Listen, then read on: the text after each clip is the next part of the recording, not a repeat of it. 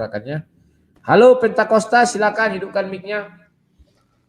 Halo Bang, Ya. selamat malam. Ya Bang, saya ada 3 pertanyaan, boleh enggak Bang ini? 3 pertanyaan. Boleh. Asal Ya. jangan 3 permintaan. Kalau 3 Wah, permintaan nanti jarum 7 6. Ayo silakan. yang pertama itu Bang, mengenai perjamuan. Ya. Nah, saya belum lama belum lama masuk Pantekosta. Siap. Yang saya pertanyakan itu Bang, eh, perjamuannya itu diadakan setiap awal bulan, Ya. bukan pada waktu apa itu Bang? Pada waktu ini. Hari Eh, Pentakosta. Apa namanya itu? Hari Hama Mati Paskah ya. Iya Paskah, itu Bang, itu yang pertama. Nah, itu apakah sudah benar yang dilakukan atau bagaimana Bang? Atau saya ingin tahu itu pendapat dari Abang. Siap. Terus, Satu-satu dulu, satu-satu. ya, Kalau kita baca kisah para rasul, mereka melakukan bahkan tiap hari. Karena pada saat itu mereka kan baru dapat amanat itu. Maka Rasul menjelaskan dan bisa dilakukan di rumah-rumah kawannya, tidak harus di gereja. Kalau dilakukan 1 kali sebulan, 1 kali setahun juga tepat, tak masalah. Penting pernah kita melakukan. Yang masalah itu cara melakukannya. Bukan aku yang membilang, tetapi firman Tuhan. Aku bukakan sebentar. Sebentar ya, 1 Korintus tadi itu kita buka ya. 1 Korintus 11. Sabar dulu, sabar. Tidak usah buru-buru. Ini udah 2,5 jam ya saya menyiapkan waktu saya. Makanya besok-besok saya hadir lebih awal biar banyak hal bisa kita bicarakannya. 1 Korintus 11 ayat 25. Ya daripada kalian mendengar-dengar kesaksian terus kayak cerita dongeng-dongeng itu, baguslah kita bicara firman Tuhan ini sesuai faktanya atau kebutuhannya. 25 26. Dan nampak di layar ya, tunggu.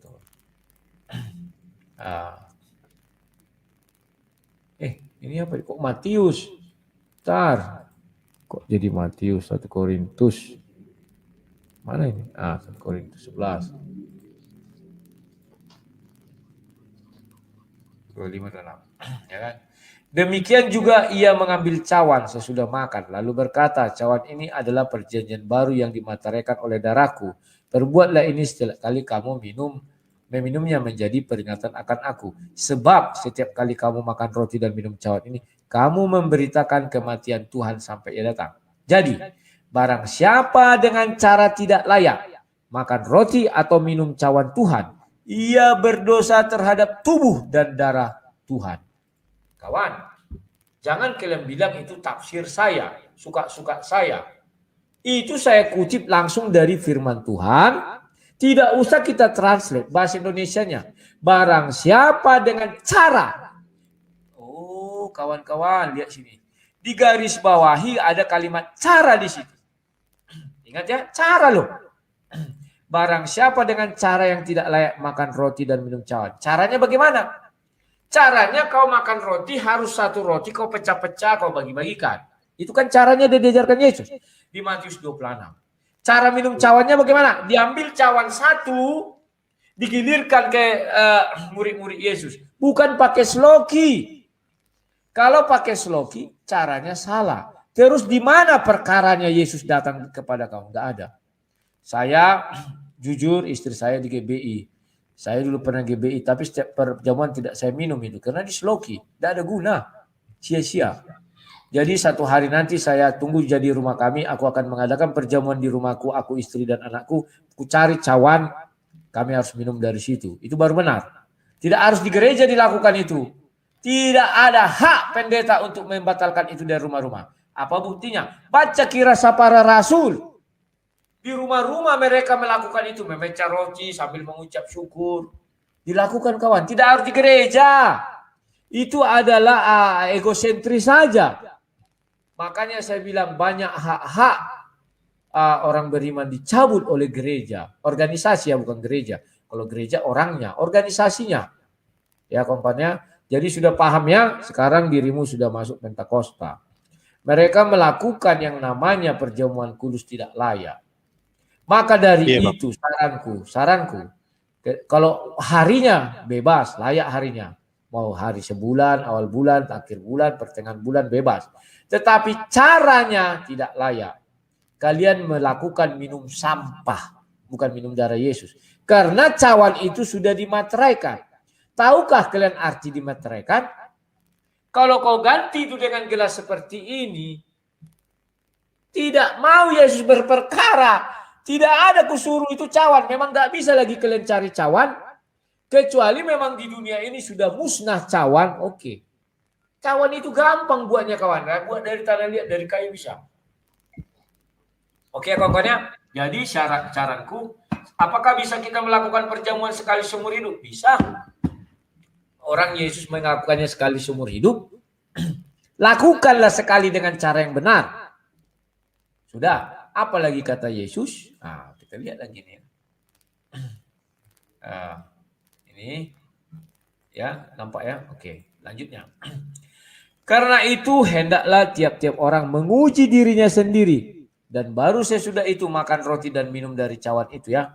Setelah tadi kita bicara cawan, caranya baru disuruh lagi. Hendak kau menguji dirimu sendiri, baru sesudah itu makan roti dan minum cawan.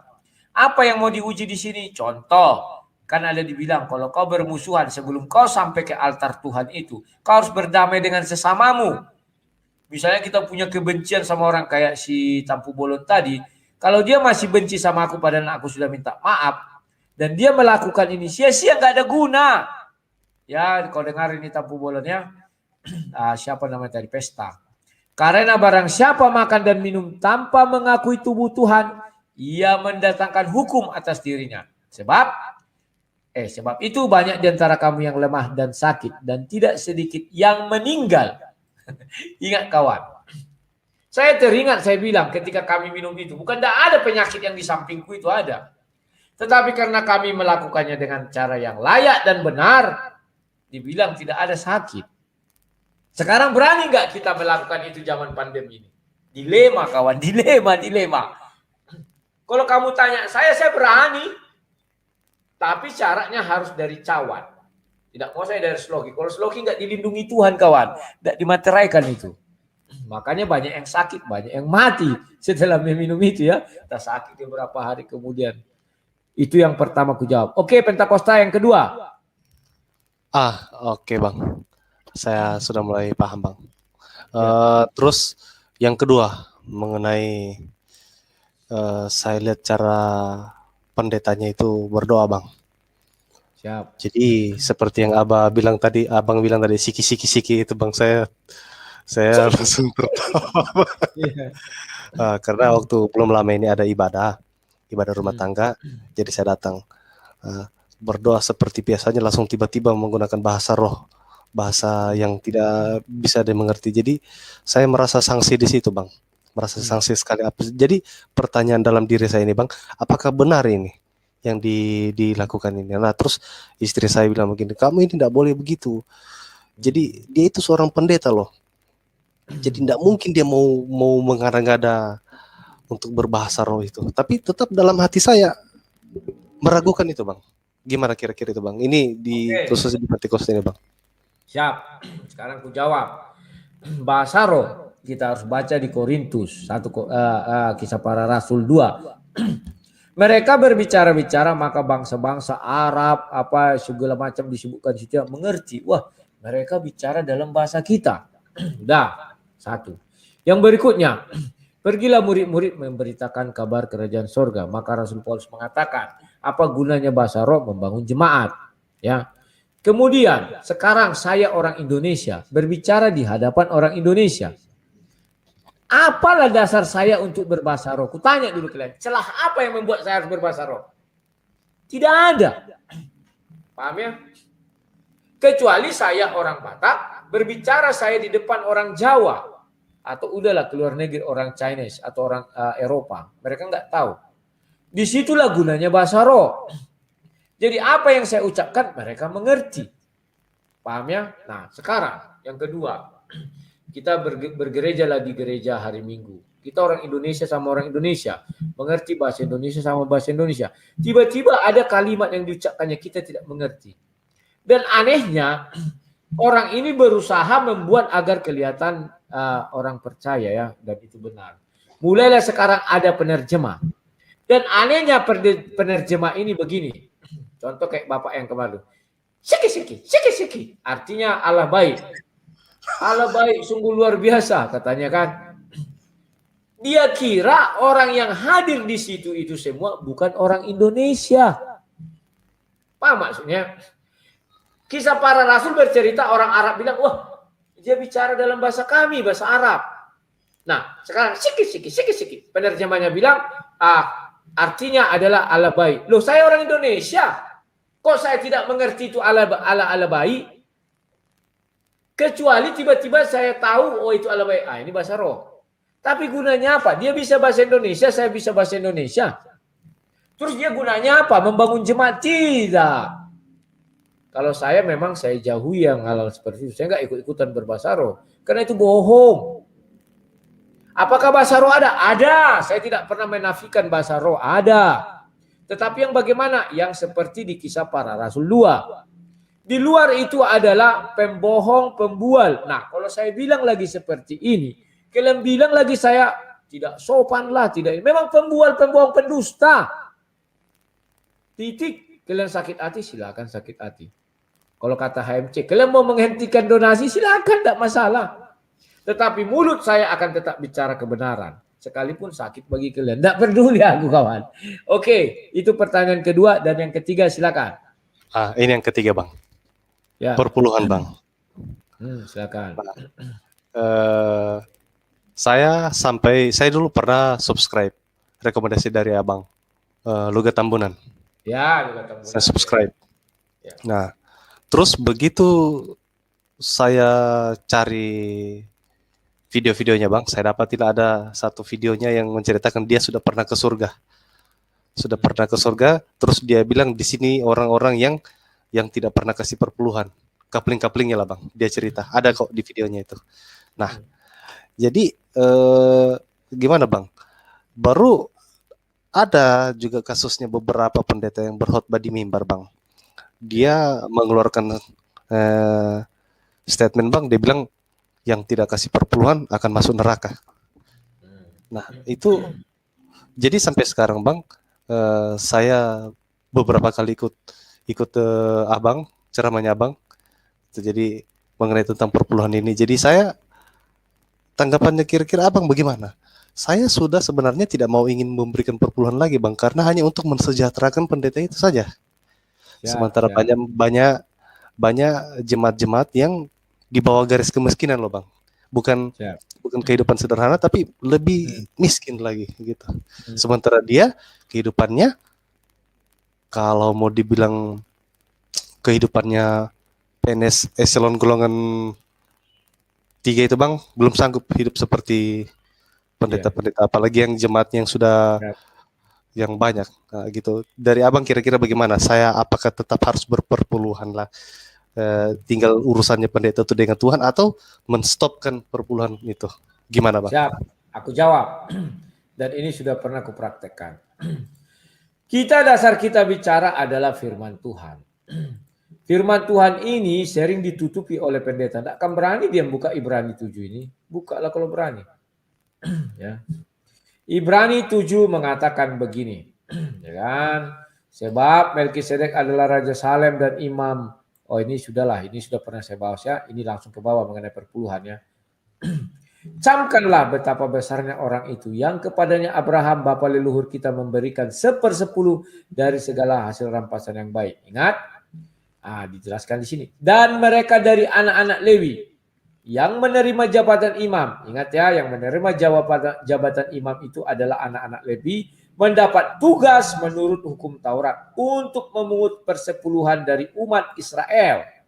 Pertanyaan saya, apakah pendetamu itu dari golongan Lewi? Jawabnya, dia orang Batak, dia orang Jawa, dia orang Manado, dia orang ini segala macam. Masih di Indonesia.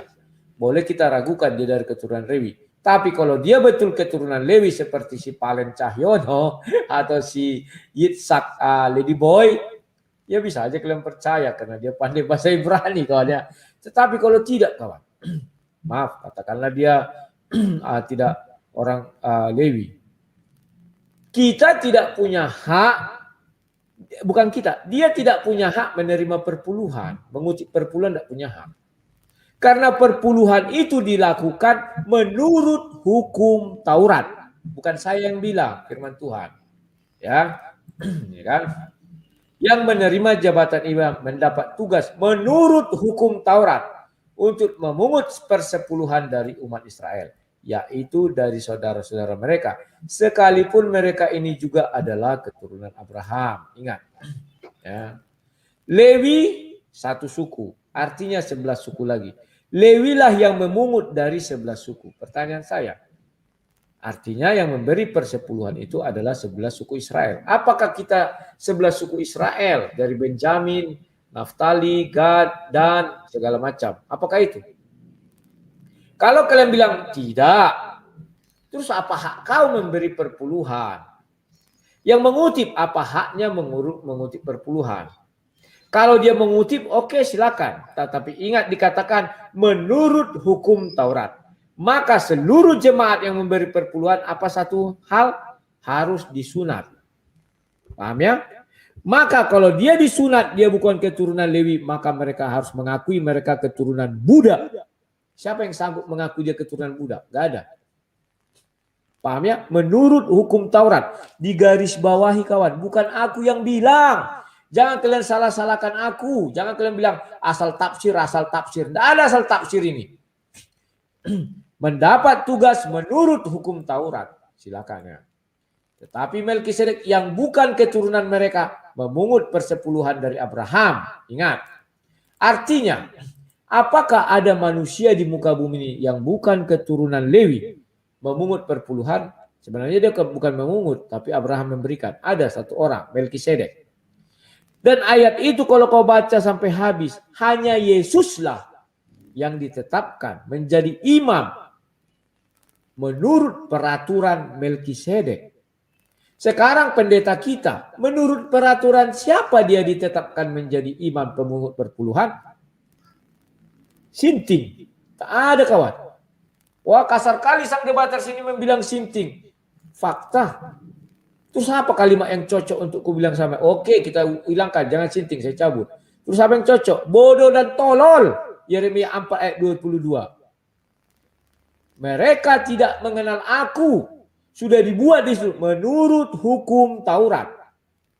Tiba-tiba ujuk-ujuk dia langsung memungut perpuluhan. Berarti dia Lewi. Berarti dia Melkisedek. Ayat itu baca terus. Melkisedek itu hanya digariskan atau hukum Melkisedek mengangkat imam besar ini kepada Yesus. Berarti dia mau seperti Yesus. Gak bisa kawan, sudah ditetapkan itu. Sudah. Lantas siapa manusia yang memberi perpuluhan? Dan dia bukan adalah keturunan Lewi. Hanya Abraham.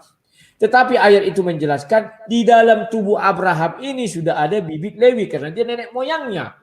Lah sekarang kita, ada gak bibit Lewi di dalam tubuh kita? Gak ada kawan. Terus dasar apa kau memberi perpuluhan? Gak ada jalan. Dibilang kau Abraham, tidak. Karena di dalam diri Abraham kan dijelaskan ada bibit Lewi. Lewi memang belum ada. Tetapi keturunannya lah si Lewi ini. Terus bagaimana lah kawan? Cara yang tepat memberi perpuluhan apakah boleh? Boleh. Caranya bagaimana? Kita masuk menurut peraturan Rasul Paulus. Itu aja lah kawan. Dirimu adalah bait Allah. Maka sesuai hukum Taurat yang dulu itu, kita memberi perpuluhan untuk kemana? Ke bait Allah dibawa. Maka carilah orang miskin. Itulah sebabnya Yesus mengatakan, ketika aku lapar engkau memberi aku makan. Itu bait Allah kawan. Bawalah uang ini kepada orang miskin, beri dia makan. Kasihkan perpuluhan agar ada perbendaharaan di dalam bait Allah itu. Dengarkan ucapan saya. Sudah? Lantas bagaimana? Apa salah saya memberi perpuluhan ke dalam gereja? Kalau kamu tanya salah benar, salah. Sudah saya buka ayatnya. Titik ya. Nah sekarang. Lantas bagaimana saya ingin memberkati gereja? Kan bisa dibuat harus perpuluhan. Apa enggak bisa kamu bilang apa? Kolekte. Apa salah orang mengasih kolekte 1 miliar? Enggak ada halangan kolekte kawan. Enggak ada batasan. Berapa minimal, berapa maksimal enggak ada. Atau ucapan syukur. Atau apa ya? Berkat apa kek? Asal jangan kau beri namanya perpuluhan. Karena perpuluhan itu dikutip menurut hukum Taurat. Bukan saya yang bilang, firman Tuhan. Tetapi nanti diputar balikanlah seolah-olah saya menerjemahkan Alkitab menurut isi kepala saya sendiri. Jadi maunya mereka saya tidak membaca Alkitab sesuai kepala, tetapi sesuai pantat. Karena aneh. Memang harus pakai kepala lah kita bicara Alkitab itu biar otak ini mengolah. Saya sharing gitu. Jadi saya kalau dibilang orang gitu kan di sini kan kamu tidak boleh bicara Alkitab sesuai pikiranmu sendiri. Jadi maksudmu sesuai pantat. Karena aneh kawan. Memang harus pikiran lah kawan. Itulah yang bisa saya bilangkan Pentakosta. Sudah habis 3 pertanyaanmu. Apalagi ada? Oke bang, saya rasa cukup jelas bang. Sudah jelas ya. Jadi berilah perpuluhan kepada orang miskin. Itu bait Allah yang sesungguhnya. Ada ayatnya. Bukan aku bilang. Bait dirimu lah bait Allah katanya. Mengerti bang, mengerti. Jadi videonya abang ini akan saya penggalanti khusus untuk saya dengan abang. Betul. Jadi untuk pembelajaran saya bang, untuk pembelajaran saya. Bila perlu kalau punya channel penggal buat judul yang agak bombastis. Sang debaters melarang perpuluhan. Saya rela. Silakan. Oke, Pentakosta. Sampai jumpa. Oke, terima kasih. Yuk. Dan kepada kawan-kawan yang memiliki channel YouTube, silakan potong ini bilang sang debaters adalah orang sesat, melarang pemberi perpuluhan. Ya, tapi buat tanda tanya di ujung. Tujuannya apa? Agar orang menonton dan orang penasaran, kan ada tanda tanya. Kalau kau bilang aku sesat, memang sesat benaran nanti kau bilang. Kalau pakai tanda tanya kan bertanya. Siapa saja yang mendengar ini yang punya channel YouTube, potong mengenai perpuluhan. Sang debaters menolak perpuluhan karena dia adalah sesat, tanda tanya. Oke ya, lanjut.